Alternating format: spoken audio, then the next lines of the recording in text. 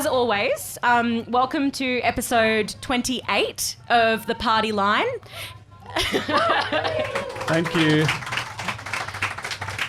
This podcast was recorded on Indigenous land, and we stand in solidarity with our Indigenous brothers and sisters in their struggle against racism and capitalism.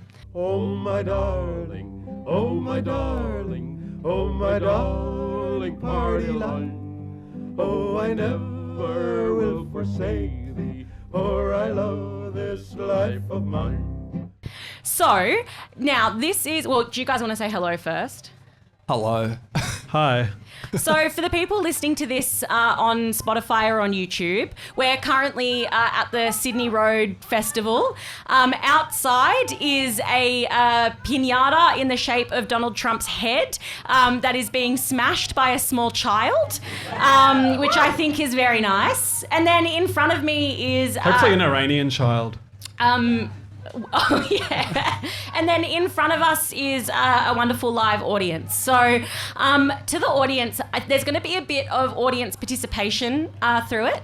And you guys need to sort of deal with what we have to do with, which is both a visual and audio experience. So if I'm asking you to say stuff, you have to like be loud so that the microphones can pick you up, basically. Yeah. Oh, we've got a roving microphone as well. Yeah. So, well, by way of starting, Omar has some grievances. Yeah, I mean, as you can tell, there's a certain division in the setup here, which mirrors some of the divisions that you see regularly on the pod. And I just want to point out, this is the visual quality of the podcast. Notice Geordie, Jerem and Annika are golden brown, sun-kissed, like home and away characters. And... I am basically green. So there's a continuing kind of racial supremacy on this pod that I'm challenging, and I hope you all support me in that endeavour. Yeah. And you can see today, like, I'm on the shitty stool, they got the comfy couch. Yeah. Anyway, let's try and rectify that. So we wanted this podcast to be mainly bullshit. Actually, let's do a bit of audience participation because this is another divide that exists on the podcast. So maybe be like loud if you prefer more bullshit, and then we'll do one for less bullshit. So more bullshit, and then less bullshit. Yeah. Oh, wow. Yeah. Interesting. Okay, but you know what I think that reflects is more serious people come to in-person events. So Probably. I think that's not conclusive. Yeah, that's the core constituency. I think it's pretty conclusive. I actually Thanks, don't remember guys. what else is on here. Oh, okay. So we wanted to do a lot of bullshit on this because it's like a live event, Sydney Road Festival, there's a piñata. But yeah, last night I was at the pub for a friend's birthday, and a phone ping goes off, news notification, which is Israel and America are bombing Iran. So we thought it was important that we talk a bit about that, which obviously has been really horrific news to sort of follow over the last 24 hours. And it's been sort of, I guess, started with a massive build-up of planes and fighter jets and ships, naval ships all around Iran. Yeah, I mean, it's just one of those things, people who are old enough to have lived through the war on terror, the war in Afghanistan, the war in Iraq, just that kind of American swagger, we're fucking going to war, the stupid cap with USA on it, like there's a certain aesthetic, and then the flag with the bald eagle and whatever that Trump has behind him. There's like this military imperial aesthetic that America really leans into every time they're about to slaughter people. And to see that last night was shocking. Immediately, of course, we hear about the school that gets bombed, over 100 kids dead, and still more being counted in the rubble. Of course, this is the targeted phase of the war, and we've seen from Gaza what targeting looks like. So, yeah, we have to address this, and especially given the comments of our own government here. Yeah. Yeah, and I think like a lot of people have been saying like online and in person, like, oh, this is a weird time to be alive. I just want to kind of return to normal. But I guess this is us returning to normal under capitalism. Like this is, you know, a rise of imperialism, disease, pandemic. Like this is normal. We had a brief period of where it wasn't that normal, where, you know, wages were going up for a small period of time. But yeah, this is just, I guess, a return to normal. And it's been like multiple times we've all been out I think both. We've been drunk a few times when America started bombing. not me. Exactly, multiple times. Omar has a kid, so Yeah. he doesn't go out that much anymore. Yeah, I'm a bit of a loser. Sorry, guys.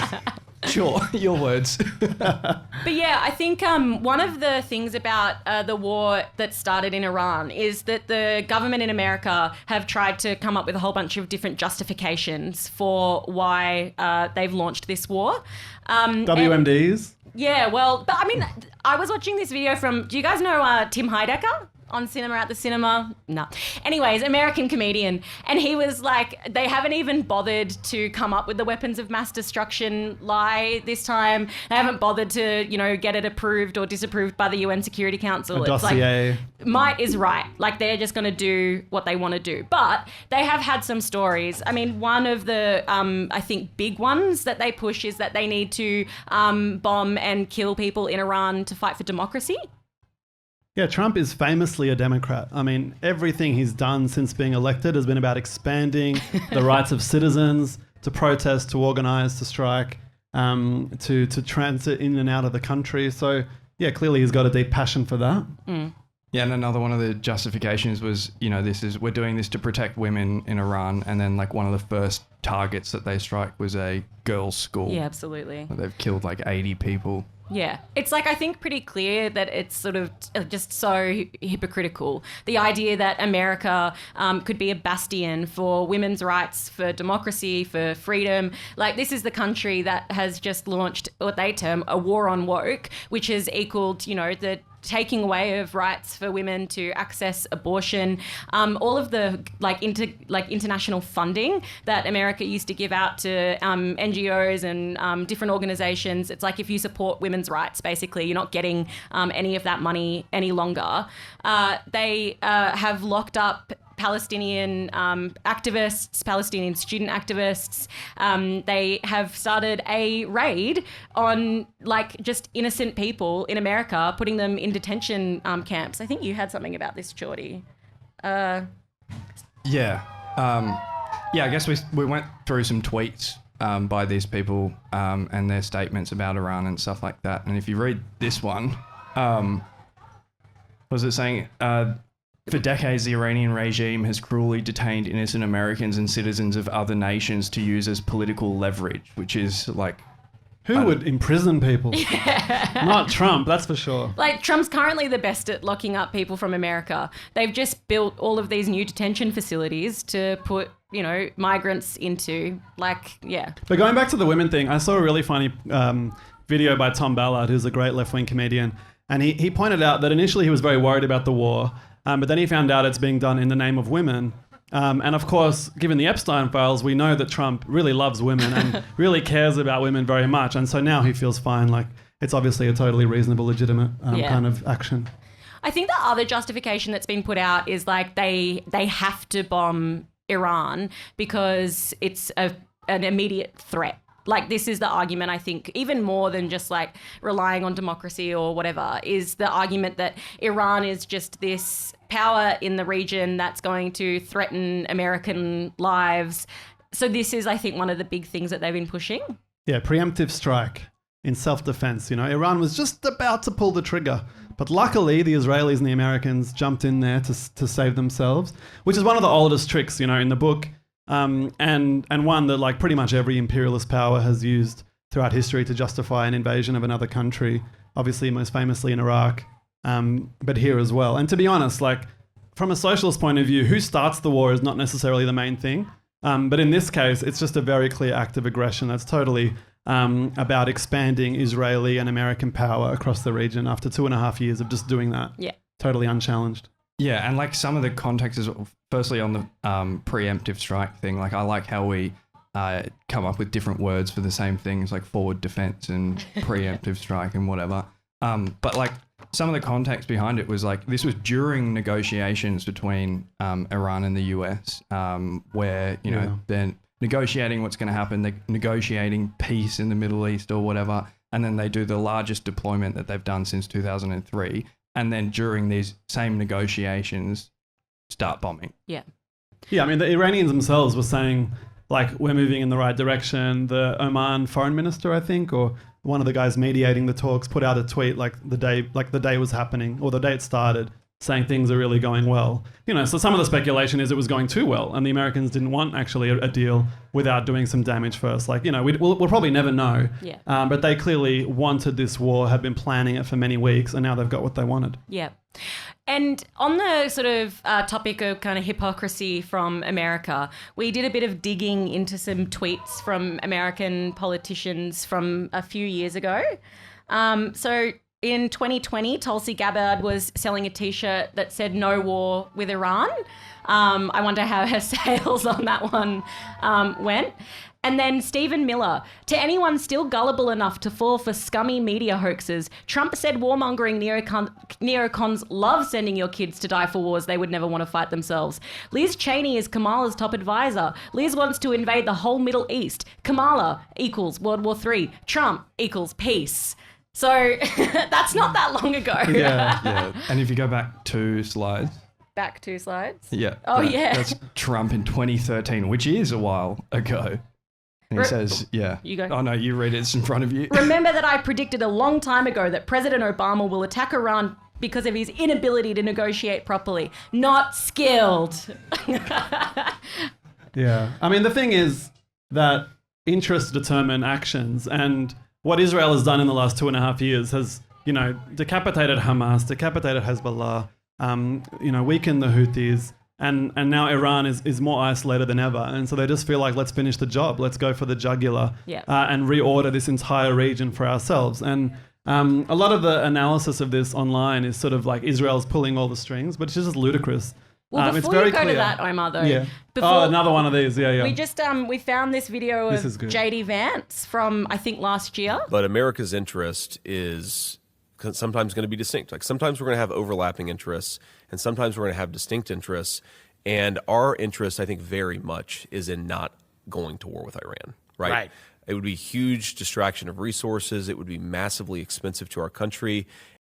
Yeah, so that's JD Vance. Our interest is not going to war with Iran.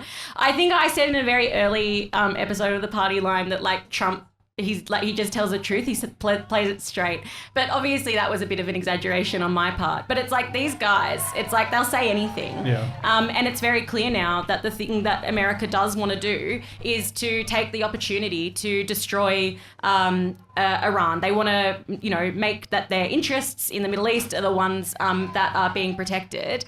And this goes to the point that you were starting to move on to, Omar, about the sort of idea that actually it's just Israel is something that people have been talking about. Yeah, I mean, it's very lazy logic. Like how a small country in the middle of the Middle East can control the American empire with the largest military, the largest economy the world's ever seen. It doesn't make any sense. And I think it gets things backwards. Yes, Israel can be more aggressive. It's not acting formally in the name of America. In the same way that apartheid South Africa could be more aggressive and do things that America couldn't get away with or didn't want to. But ultimately, there's limits. And we can see, like late last year, the Americans imposed the so-called ceasefire on Israel, which allowed them to more or less continue, but at a lower tempo.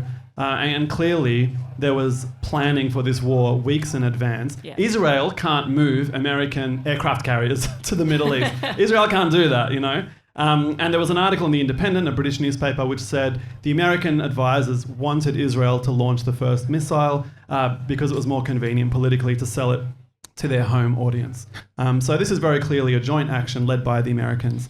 Not some Zionist plot with their nefarious fingers on every American and Western government. And you can see how useful Israel is to helping to achieve America's interests and aims in the Middle East just over the last couple of years. Like in Lebanon, Israel helped to take out Hezbollah and take out all of their key leaders. They have been attacking Iraqi militias. They've been, sort of pushing. And then in the last American and Israeli attack on Iran, Israel was central to help to take out the nuclear facilities that Iran was building. So you can see just how important it is for America to have a state like Israel in the Middle East to help push things. Sometimes Israel does have interests of its own that go further than what America might want them to do. But in this scenario, they're working hand in glove to achieve this. Yeah, because their interests are aligned. On that point, though, about like Israel can't move the American empire's warships into the Middle East and all of that kind of stuff, there was a comment. So the Socialist Party last night released a statement on this saying, we oppose imperialist intervention in Iran. Someone commented on that saying that our podcast had manufactured consent for them to do that. I think that means that we're quite powerful. Yeah. If we can manufacture consent for a war, like, I think I should be getting a paycheck or something like that. Can we do a coloured revolution in America? Come on, American people, rise up. So then, obviously, This is your chance. this has been like a pretty horrific attack. But that's not how it's sort of been felt by politicians around the world. So Albanese came out, the first Boo. Western leader. Disgusting piece of shit. He was the first leader to be like, yeah, we love it. We love it, love it, love it. So his statement says that we support the United States acting to prevent Iran from, obtaining a nuclear weapon, and that Trump is actually helping to secure peace in the Middle East. So Because the Iranians are threatening peace. Yeah. And so going to war Yeah.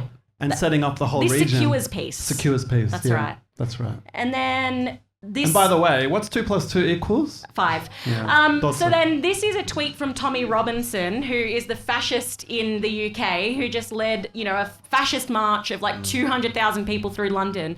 And he says, I don't like this man either, but credit where it's due, which sort of just tells you who the fuck is Albanese's statement appealing to? It's appealing to fascists. Incredible. Yeah. And then the German Chancellor Merz, strongly condemns Tehran's retaliatory strikes. Yeah, the Saudis were the same. This morning, they were extremely angry that Iran has unilaterally declared war on the region and saying they'll defend themselves firmly in response to this attack. And the Germans and the French, and this is the line of everyone, even the UK Prime Minister Keir Starmer, desperate, he's just had a terrible result in a by-election there. Desperate for any kind of distraction, is now committing UK fighter planes to patrolling the skies in the Middle East to defend so-called allies. Yeah, his thing last night was British planes were in the sky tonight. It's such a romantic. It's what everyone wants. Yeah. They're in the sky. Yeah. It's like World War II again. So these are, this is the map that I wanted to show before. So the build-up that happened around Iran in the lead-up to the war was the biggest deployment of American troops and aircraft carriers, naval ships in anywhere in the world since the 2003 invasion of Afghanistan. Iraq. And so you can see just some of the things that they've got, just all of these these Sentry planes. It's just such an incredible thing. And so this post was from, I think, 3 or 4 days. No, last week. Yeah. So this post was from last week. Friday. And they say, never has the US deployed this much force against a potential enemy and not launched strikes. And that obviously was a pretty prescient sort of analysis.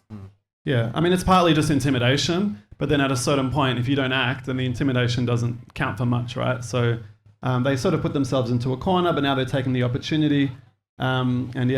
Death and destruction is the result. But then this Orwellian world we live in, it's the Iranians that are the threat to world peace, and it's the Iranians who are the aggressors, and the Iranians who are inflicting violence on all their neighbors. Yeah. And obviously, we have no truck with the Iranian regime. It's a despicable regime, and we'll talk about that later. But the idea that they started this is just so off the chain. It's so dishonest and so ridiculous. Yeah, and I think this paints a pretty stark picture. But again, it was a week old. I was seeing photos from 2 to 3 days ago of 6 F-22s at a Israeli Air Force base, and this is just, I guess, an understatement of what actually happened. Yeah. Yeah, so I think we should talk a little bit more about why is Australia so supportive of the US's moves. Albanese didn't have to say, this is a move for peace. We love war. Yeah. So maybe we should talk a bit about why is Australia so into this? Yeah, I saw a tweet that was like, I'm really looking forward to Penny Wong's concern over the bombing of the school in just a moment. A very sad face. Yeah, She'll yeah. be really worried. Well, yeah, I think like part of the Australian support for America, it's similar to actually why they support Israel. Australia wants to be firmly part of the Western Imperial Alliance. Australia has just signed this huge AUKUS deal, like hundreds of billions of dollars to have nuclear-powered submarines in our ports. Maybe one day, yeah. Maybe one day. But, you know, there's also the fact that they're part of, like, the Five Eyes intelligence. The Pine Gap is used to help American drone strikes happen. This is where Australia wants to be. And so there's no hostility to Trump. Actually, the game that they want to play is actually making it more clear to Trump that they need Australia. Australia doesn't want to just be a bit player in the sort of imperial painting that is about to be unfurled. They want to be a key player and a major part of it. Yeah, and I think like one of the things that was concerning to me after, you know, they bombed Iran was the... Oh, you're concerned too. Just personally. You and Penny should form a club. Yeah. I'm going to be late to work next week. But like, yeah, so the retaliatory strikes on, you know, Oman, Qatar, Bahrain, the UAE, they were all, you know, releasing their little emergency alerts about like, you know, shelter in place, there's an imminent strike, blah, blah, blah, blah, blah. These are all places that had US bases that were used you know, to go and bomb Iran. And our AUKUS deal, where we've given them like $500 billion for the privilege of parking nuclear-capable planes in our Air Force bases. And, you know, a couple of days ago, we just got the news that we're testing our own alert system. Yeah. Like this is us in just a few years, because that's the direction the Labor Party and the Liberals want us to go. Yeah, to turn Australia into a forward base for American empire in the what they call Indo-Pacific now, because you don't want to talk about Asia, because Asia's like associated with China. So now we talk about the Indo-Pacific. Yeah, so they want Australia to be, like the Israel of the Middle East, but in Asia-Pacific area. And, you know, the plans for the Western shipyards and submarine docks, and then the Northern Air Force Base and Pine Gap, of course. And they're also already stashing munitions and equipment in a bunch of Australian states, including here in Victoria, as part of this preparation. Because this is, you know, a decades-long preparation. World wars don't just start overnight. They get prepared for a long time. And so this is the role that Albanese sees for Australia. And that was the rare earth deal that happened a few months ago, which was celebrated by the press as, oh, this is so great, Australian industry, you know, whatever. This is all just part of the war machine. And these nuclear submarines and nuclear planes and all this kind of stuff are all part of the same thing. So the stronger that we can build a socialist movement, an anti-war movement here in Australia, the more we can prevent these kind of things from expanding and continuing. Yeah. Yeah, and it's not just like one guy, it's not just Albanese or anything. Yeah. Like we spoke about on the last episode, Peter Malinowskis being like, oh, you know, immigrants over here can have low-paying jobs wiping your ass while we have high-paying jobs working on nuclear submarines. Yeah, yeah, absolutely. So I guess one question coming out of all of this is, what does this mean? Because it is, I think, quite a big escalation. It's too early, obviously, to say where things are going to go, but it's confirmed that Khamenei is dead. And Khamenei is dead. And there's, as you guys have said, you know, a whole bunch of civilian buildings have been bombed and attacked. Trump has said that US troops are going to die in this, and they've talked about how regime change is their goal. I think that it is obviously connected to the move that America has been making this year, which is about, well, we're going to extend our dominance, and this is the time we're going to fight. So there was the early move in January of kidnapping Maduro in Venezuela, and sort of dealing with that. And now they're on to the sort of next move. In the background, there's still all of the discussions about Cuba. But I think that there is just so obviously we step closer and closer and closer into a world that is just engulfed by these wars to maintain and extend American dominance. Yeah, on ABC last night, News 24, it was John Lyons and whoever does Saturday Night. I presume it's a bit of a graveyard shift, but she found herself in a very interesting situation. And they were just talking about all the different statements from world leaders, and they read one from Putin, and obviously Putin's a monster, but he said, this is a blatant act of aggression, which is appalling and should be condemned by everyone. And the problem is none of that's wrong. Of course, Putin's a total hypocrite, but they just dismiss that by saying, oh, well, Putin would say that, wouldn't he? And this is the thing, like, we've just spent the last 4 years tutting over the Russian invasion of Ukraine, and condemning them, talking about how they were like bombing energy facilities and so on, all of which is appalling, and we as socialists oppose that.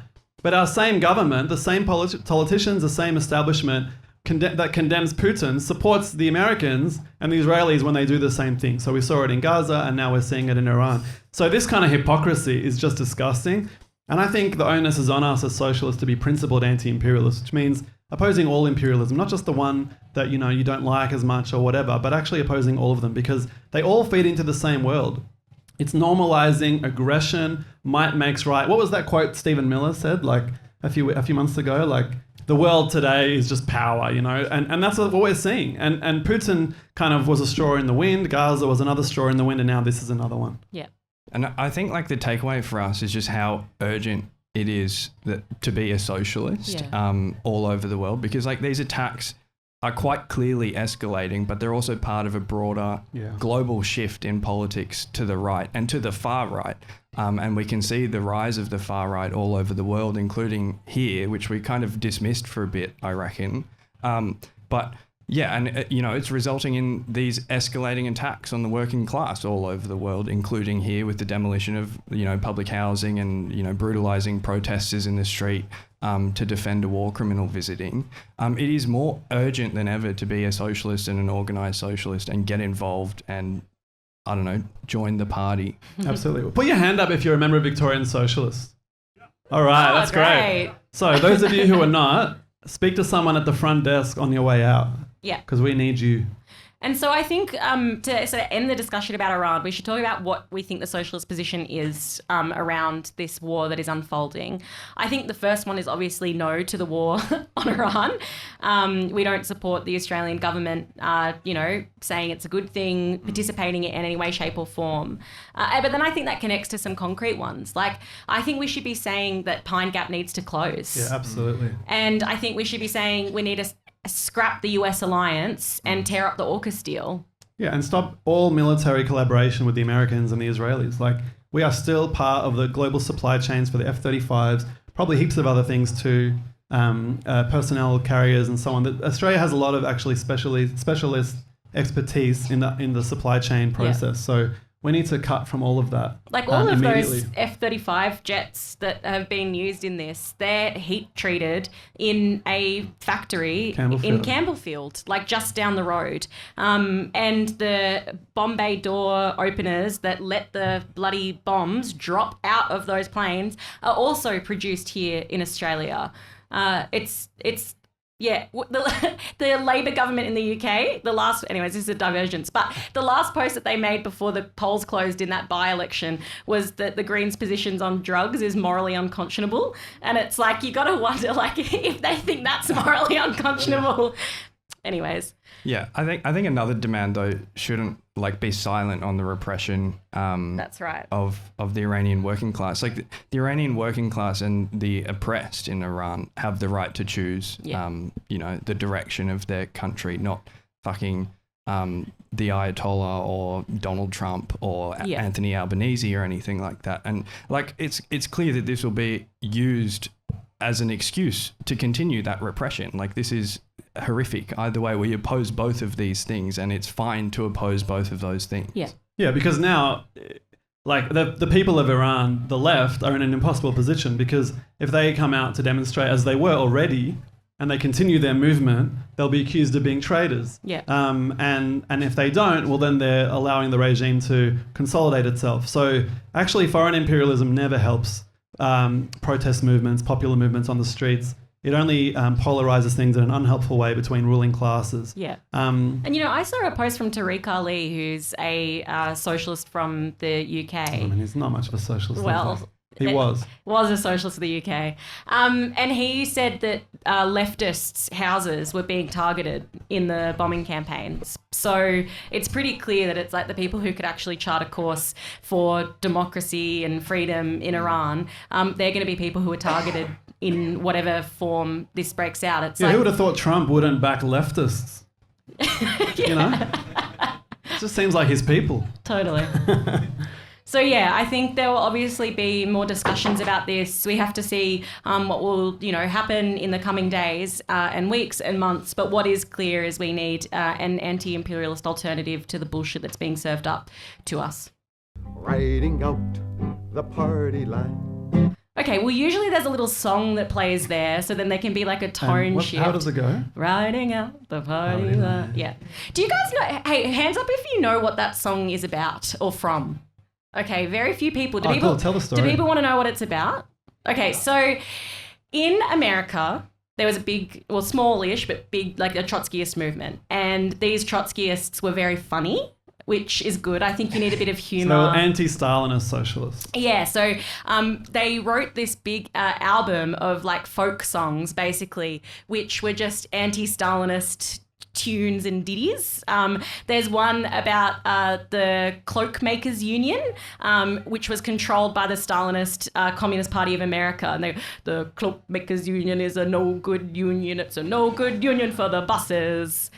So go listen to it. Glazer, I think, Robert Glazer. And so the party line is making fun of how the Communist Party was a Stalinist sort of party, and the line always kept changing.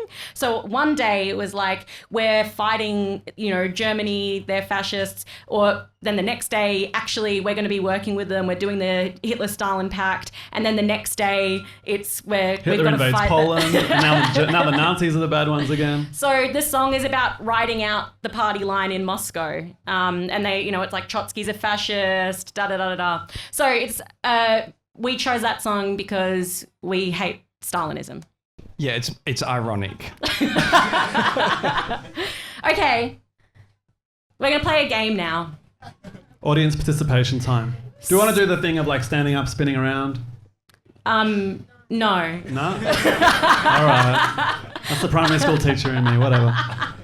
So the aim of the game here is you guys have to figure out, is the headline that we're going to show a real headline that was in a newspaper somewhere, or is it a fake headline that we wrote? So I think when I show the headline, just shout out if you think it's real or if you think it's fake, and there'll just be like a cacophony of voices. Because it doesn't really matter, yeah. Yeah. Let's go. So our first one. Why Sydney must ban protest marches permanently. You cynics. It's a real headline. Yeah, that's right. So this was written in the aftermath of the protest Herzog. against Herzog in New South Wales. Totally reasonable. I believe it was from the Herald Sun. Who needs to protest anyway? Just obey the government, guys. And they chose like a good photo of the cops, sort of, they're like sort of Thomas Sewell. No, come on. We can't do that much detail. Poser-free paradise. Why lefty lovies boycott is just the ticket. It's a good headline. So what do people think? That's a real headline. So this is from the Australian. And it's where all good headlines come from, pretty much. And it's about why now that Rhonda Fatah was like banned from being at the Adelaide Writers' Fest and the left was boycotting it, it was going to be a really, really good event. So good that they cancelled it because nobody was going to come. I think the thing that pissed me off the most about that was the French spelling of poser, and then like in contrast with the word lovies. They're very multicultural. Just quietly, I'm pretty sure they were by the same person. Oh, yes, they were. They were both by Incredible. Blair. Okay. That's their like resident fascist. Why the Liberals need less Mitt and more Marco? So hold on, let's ask. Who knows who Mitt is? Romney. And then Marco? Okay. So real or fake? It's a real headline. So Mitt Romney was like the moderate Republican, for those of you who are not old enough to remember. These are like the really good Republicans who love capital, supported the Iraq War, think all that's great, but just think Trump's a bit gauche. Okay. So less of him, It's- more fascism. Time we took Pauline seriously. It's a real headline. And the best thing about it is it's by a leadership coach. Professional quack. So, but the byline, like, it's a sign that the Western shift towards consistent raw conviction has reached Australia. Incredible. Thank you, AFR. Respectable journalism. A truly sustainable NDIS must stop autism creep. It's a real headline, and it's the Australian That's an Financial editorial. Review's editorial position. Editorial. I saw some funny tweets about this particular one. Someone like quote tweeted it and was like, "Why are they talking about me like this?" But it actually is just so disgusting because the background to this story is like the government is pissed off they have to spend too much money on NDIS. So they're trying to stop kids with autism being able to qualify for NDIS help. Yeah. And the AFR's like, yes, this is Yeah. the right thing. Terrible. Got to save that money.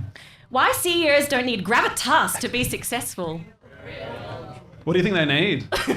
Psychopathy. It's a real headline from Boss magazine. There's a trend here. This is like their supplement, lifestyle supplement kind of thing. How to be a good boss.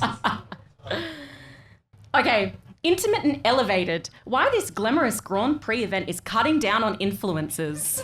What do people think, real or fake? Well, Geordie's upset because he didn't get an invite. I didn't get an invite this year. This is a real one from, I think, the Herald Sun. I just put that in there because it's like, this it's is the age so of- sad. This is what they write That's about. age formatting. Trump kidnapped a dictator, and that's a very good thing. That's real. That's got to be real. That's like the age. Oh, Bolt. It's Bolt! It's a real one from Bolt.com. I mean, that's basically the position of the entire central establishment. So Bolt's very happy that Trump kidnapped Maduro. Hassan Piker Moggs the capitalists? What do people think, real or fake? Hey, can someone from the crowd define Moggs? Put your hand up. Don't call out. Someone do it quick. Come on, who can say what a Mog is? I only learnt about it 2 days ago. No one's willing or no one knows? I reckon surely Yeah, someone's, go. come in. There's a microphone here you can pick up. Oh yes. There you go. It's about showing up, really. It's like you're presenting yourself as better than someone, isn't it? Yeah. So it's I like hope. on the couch right now. Thank you. Give him a clap. Bravery should be rewarded. I think the way you talk about it is like I'm currently mogging Jordan and Omar. How? People can see you. There's a bit of light in here. Yeah, Also, Omar said he learned about it 2 days ago. Does that mean you learnt what the word meant when we sent pretty you much. the word? Yeah. Oh, yeah. Okay. So that one's a real one. I learned some other ones which I won't from mention. Teen Jacobin magazine, which It's not real. It is real. It's No. like a special edition that they put out. That's real. It's real. That's why it's in here, because they're all real. That's no. I saw the real picture, but I didn't know it's a real publication. Yeah, no, they put it out, including such good ones as Lenin or Luxembourg. Who's your socialist sweetheart?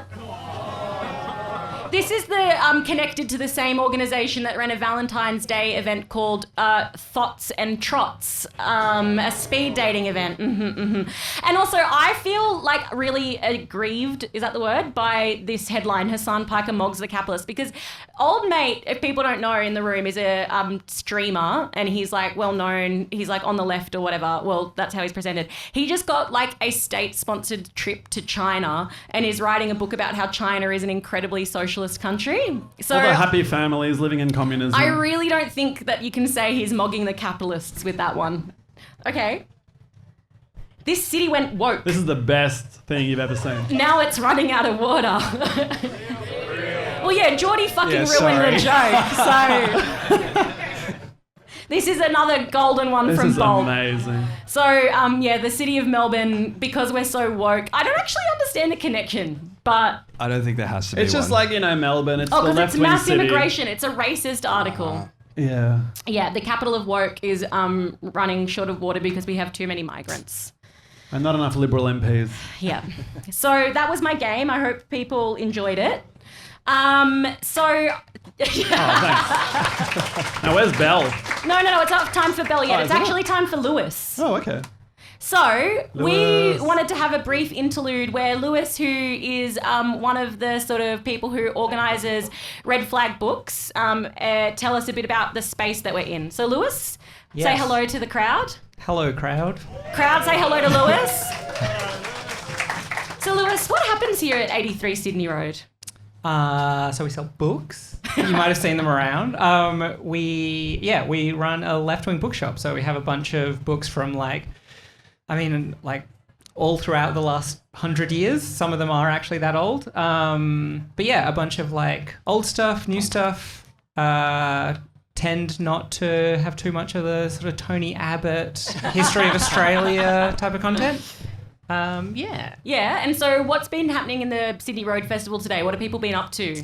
I think most of what people have been up to is beating the shit out of Trump, which has been pretty good. I was just out on the street flyering people and getting an amazing reception, just saying, do you hate Trump? Do you want to beat the shit out of him? It's a nice sunny day. Yeah. Yeah. And then, so the space is also shared with Victorian Socialists. So what Victorian Socialist stuff's been happening here recently? We've been running a bunch of branch meetings. We've had socialist screen printing events. And I think I feel like one of the best things the space has done has just been a kind of activist center. For a while during COVID, we were running the bookshop just online. Yeah. And that's nice. Out of your bedroom? Out of my bedroom, out of a storage unit. Neither of them were great. And yeah, that was sort of useful. You can get ideas out, just sending things out that way. But yeah, getting this space and actually having people come through it has been really incredible. Especially when the Palestine movement started. Yeah. And we would just have, every day we would open, we'd just have person after person after person coming through, picking up posters, picking up flyers, just coming in and being oh my God, it's so good that someone's saying something about this. Yeah. When I was here on the anti-Herzog week, there was just students, hundreds of them, in the bookshop every single day, organising protests. They were there's 100 of us here right now. That's big enough for a protest. And so they marched down to the Sydney Road Town Hall and did a speak out, marauded through the streets, went into Barclay, Road, Barclay, what is it called? Square, leafleted for the anti-Herzog protest. It was beautiful. Yeah, that's glorious. So if you could say one favourite thing about the space, what would it be? Or your favourite book that can be purchased in the shop? Okay, well, based on how today's gone, I think my favourite thing about the space is that it's in Brunswick. You can ask everyone, do you hate Trump? I had one couple say that they loved him, and that was about it. And I spoke to hundreds of people. So my favourite thing is that it's in Brunswick, a nice left-wing area. And it's not fallen down yet. And favourite book, I think... Put you on the spot. I think the story of Palestine has just been a kind of amazing sort of useful resource to have throughout the last 2.5 years. Which is just up here on the shelf. It's an introduction to the issue of Palestine, the history of Palestine and Israel. So that's been spectacular. Wonderful. I would say in the last fortnight, I think we've sold something 30 copies of Trotsky's Fascism, What It Is and How to Fight It. Cool.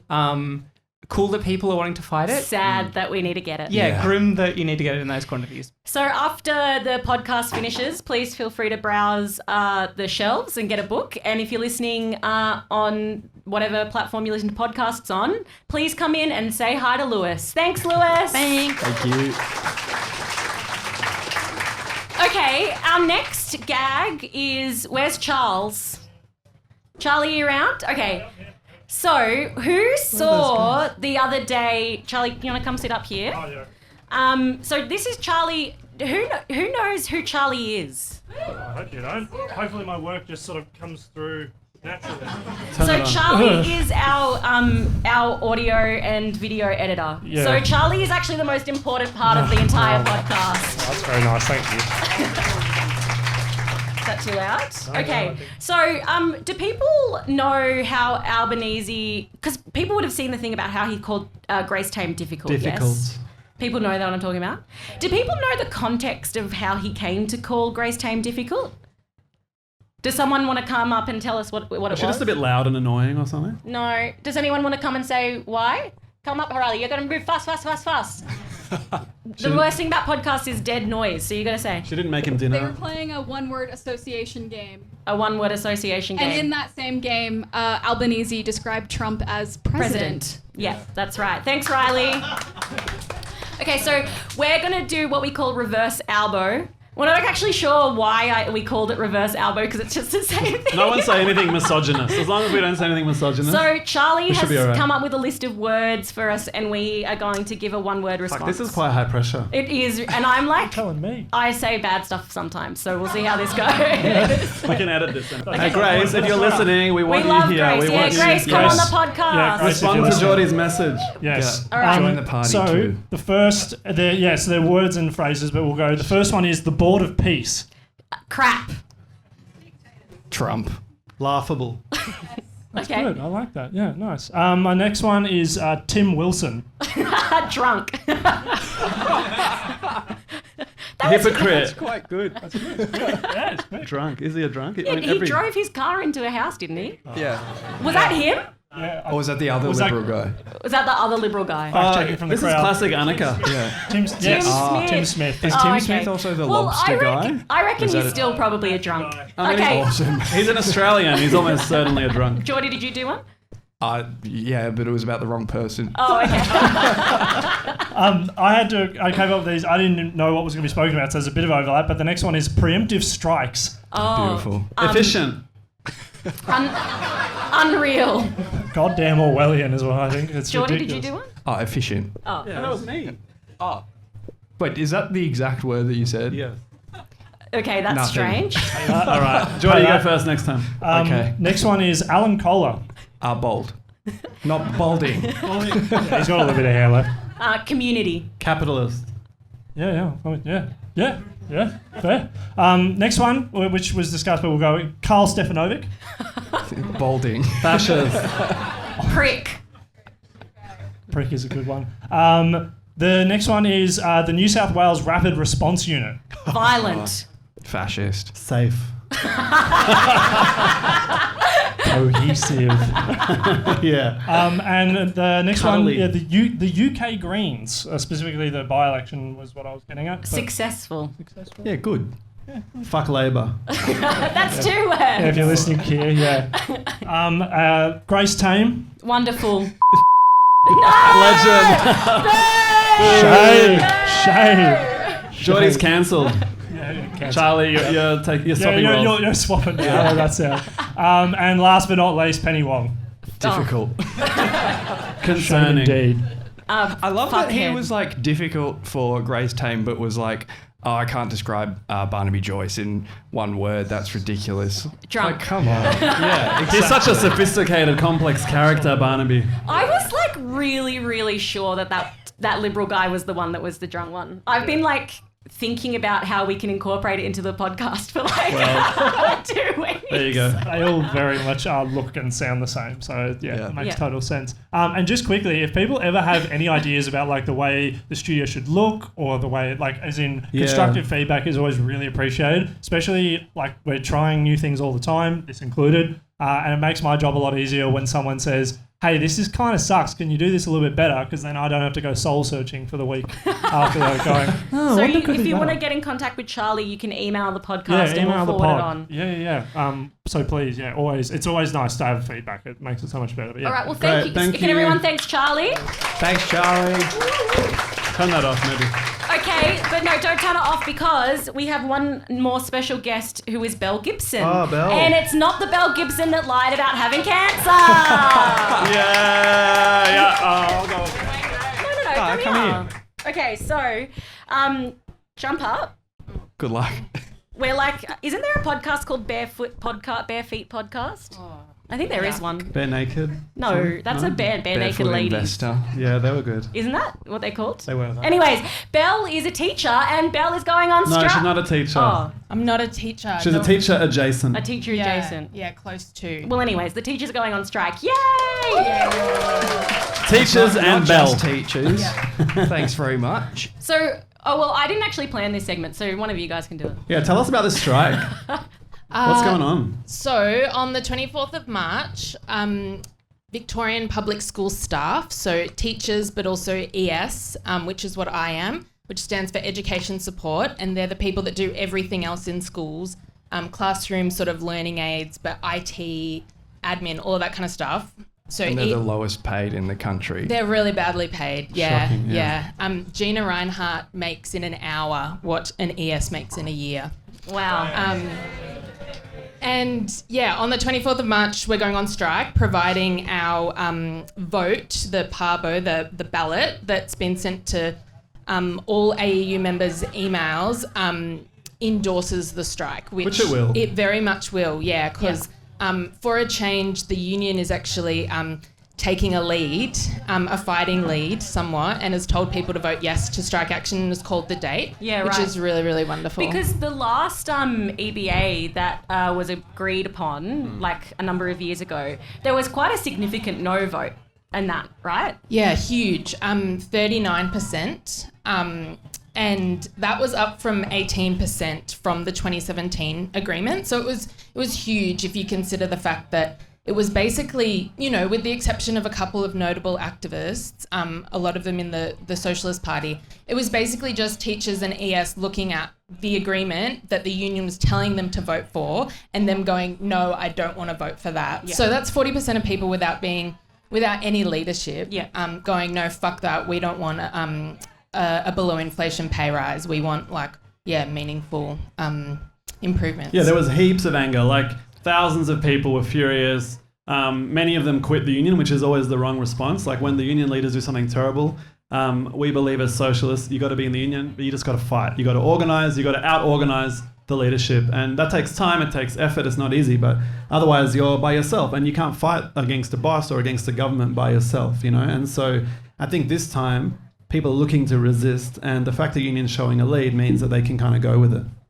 It's telling that 1,500 people rejoined the union in the first month of this year because the union announced that they were going to ballot for industrial action. And that's 15, it's probably more now actually. That's people who said, I'm leaving the union and I'll come back if we go on strike, which it's not what I did. You got to stay and fight, but it's awesome that those people are sticking to their word and coming back to hold the union leadership account. So what are some of the things that people are fighting for? So this is from Socialists in Schools, some stuff that you guys have put together. So you're saying we should strike until we win 35% pay rise over 3 years. What did people get in the last EBA? They got 2% a year. So not much. That's significantly below inflation, as I understand that's when inflation was like 9% and stuff. Yeah. When I was talking to one of the union officials about this and saying how their thing of telling people the last agreement was really good, that's why they should rejoin the union, is probably not going to work. Yeah. And I was saying, actually, the best way to get people to rejoin is to say the last agreement was crap, and that's why we need more people involved this time to make it better. And the union official said, well, actually, the last agreement was pretty good. It's just that... One, you don't understand. You didn't understand how good it was. And two, we don't have a crystal ball. So you couldn't tell. We couldn't predict that Russia would invade Ukraine. That is such rubbish. And cause the inflationary crisis. So the crisis actually started in 2021 and Russia invaded Ukraine in February 2022. The agreement was started in July. Like, fucking lies. So they think you're stupid? Inflation was going up, yeah. It was right at the moment it was beginning to accelerate. But like the AEU has such disdain for its members. Like the people that they invite to their conferences Van and the Batten. way that, it's just like, it's actually disgusting. So people don't know Van Batten. She's a shill for the Labor Party. A Labour right, no less. She once told the students who were organising the campaign that brought down the Tony Abbott government, basically, that they should stop doing protests and instead organise parties with the Greek Club, and that might be a better, more effective way of campaigning against cuts to education. Yeah, she's also, like, every time she's invited, she does like a presentation on disinformation, and like she's the same person who tweeted like, America is saying that it was Hamas that bombed the hospital. Like, beautiful, incredible disinformation. But hey, can I say there was another strike last week about early educators, which a lot of people would know as childcare workers, on Thursday. Yeah. And they've been in negotiation for 20 months and the government still hasn't given them even an offer, even something to say yes or no to. The government just says, fuck you, we're not interested, you're not important, you don't deserve it. I don't think you would have been able to go if you're working full time, but have you heard any reports about how it went? Like, what was the vibe, the energy? I saw some videos of speeches made and the march itself, and it was thousands of kinder teachers and educators who are really, really pissed off. Yeah. They feel really, really disrespected and overworked. And there was a wonderful speech made by a Socialist Party member at the mass meeting they had. Danny, who, drew the link between capitalism and why education is so crap and teachers are paid so badly. Capitalism needs this, education, but is not willing to pay the teachers properly. But also that teachers have actually been at the forefront of some amazing struggles in the last little while, whether it's the fight against ICE in Minneapolis or San Francisco teachers on strike for the first time in decades. And she really drew all of that together, and it got like huge applause. Like, it's like when you listen to like the union leadership talk, it's kind of the tone of this could have been an email. And then when you listen to a striking worker talk, it's like, oh my God, I believe socialism is possible. I want you to run the world. And it's very deliberate the vibe in the room because they want the mood to be flat, boring. I'll never forget one of the not work choices. What was the most recent? Change the rules. Change the rules. Remember that? Momentary lapse of reason, like pretending to be a campaign. They got some economist to the Sydney mass meeting, and the economist lectured there was like 5,000 people there or something, and they just lectured us for an hour about the economics of penalty rates and so on, and why we should be against the changes of the government's policy, which everybody already knew. We were all there to oppose. And then they just moved a motion saying all those support against this law, hands up. And that was the meeting. And it was just like way to destroy the energy of a space. The mass meeting in Melbourne for the Change of the Rules campaign was like, that sounds really bad, but I feel like the Melbourne one was worse on a different level. The first thing was that they had 3 steps to change the rules, and one was sign up to campaign for the Labor Party. Then step 2 was change the government. And then step 3 was change the rules. So changing the rules was also a step in the campaign to change the rules. And then, do people know Will Strachey? Yes. She's like another Labor Party shill. She works for Trades Hall, and she treated this crowd of workers who, were at this big protest rally campaign like they were attendees at a Wiggles concert.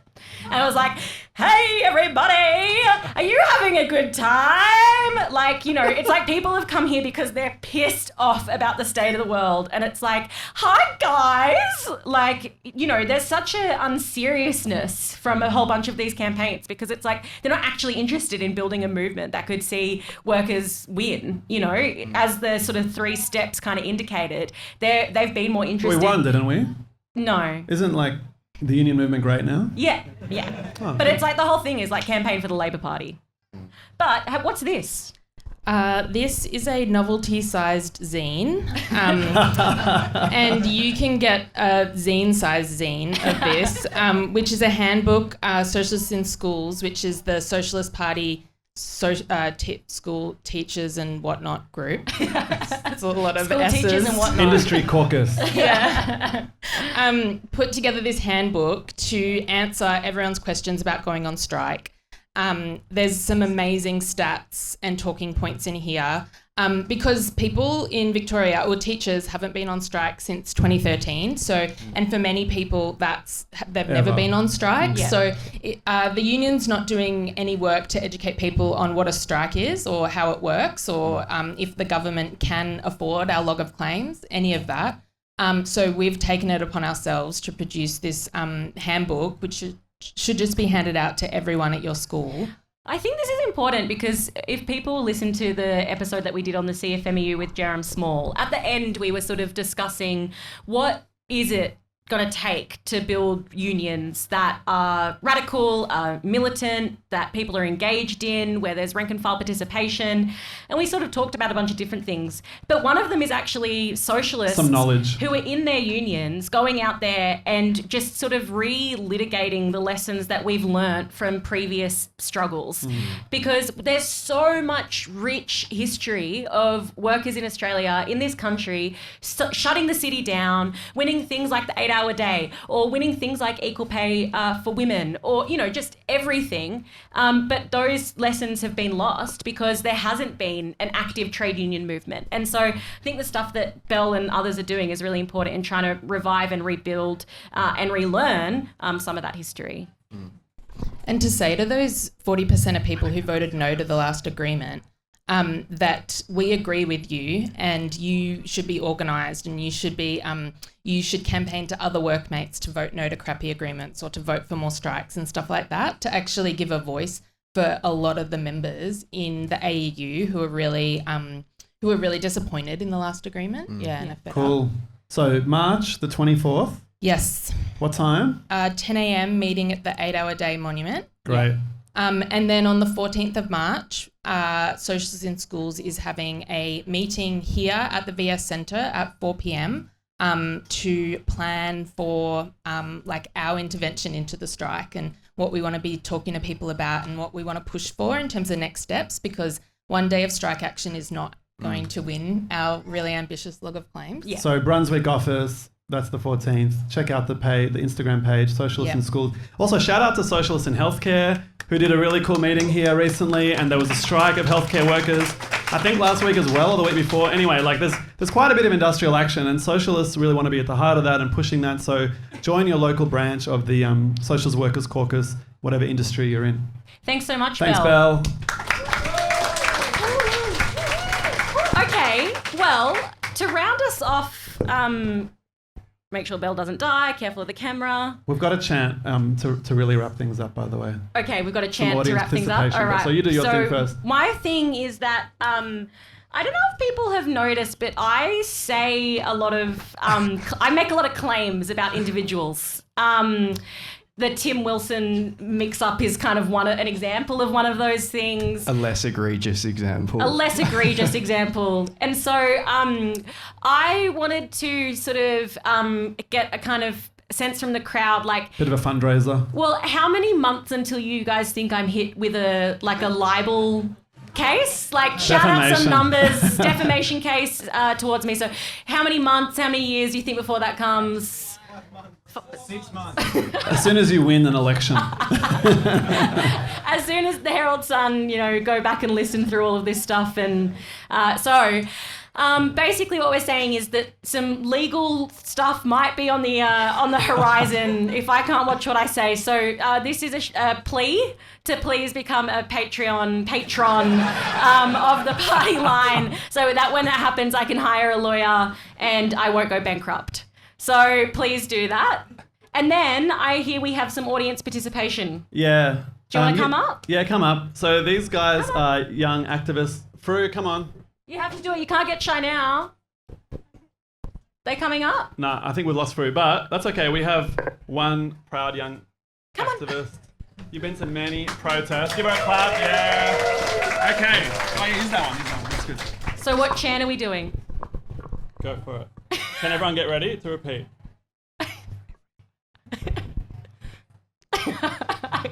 Come on. Let's go. 3, 2, 1. Free, free Palestine! Free, free Palestine! Free, free Palestine! Free, free Palestine! There we go. Give Jean a clap. Well, Well, thanks so much, everybody, for coming to our first ever live recording of the Party Line. We hope you enjoyed it, and we hope it was worth the money. And we'll have mood lighting next time. Thanks. Thank you.